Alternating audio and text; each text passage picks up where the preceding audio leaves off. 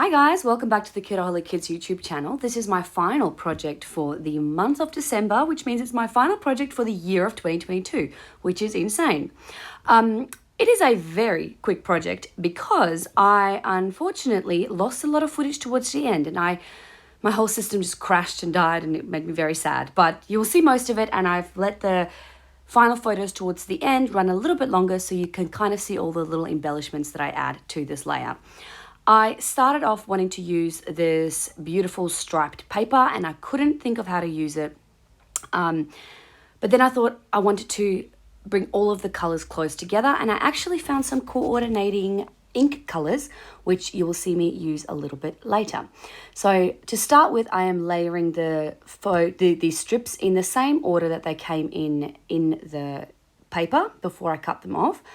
Then what I do is I stick them down and I cut off the edges, and then I take the top three colors and I add them back down towards the bottom of these ones. So the actual strips of paper will go kind of all the way, almost of the way down this 9x12 layout, which, yes, this is a 9x12 layout. I should have mentioned that. This layout, the idea behind it is that I'm actually going to give it to a friend of mine because it was her son's 4th birthday party. I chose the photos because they are, they match so well with the colors of these stripes and with the colors of this kit. And so I thought I would use that 12x12 paper that had all of the diagonal grid style layout, and I would layer that over these beautiful strips of paper.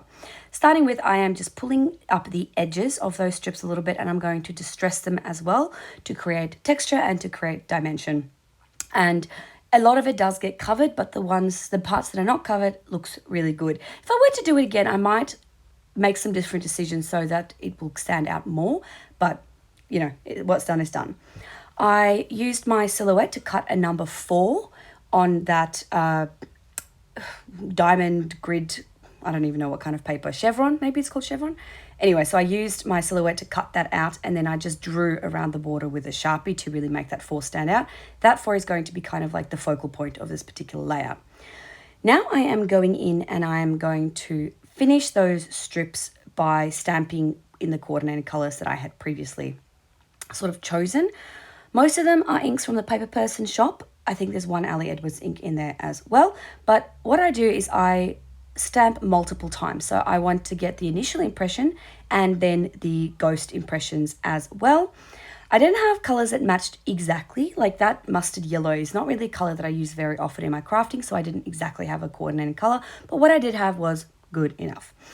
I used a color called Guacamole, which was a yellowy green.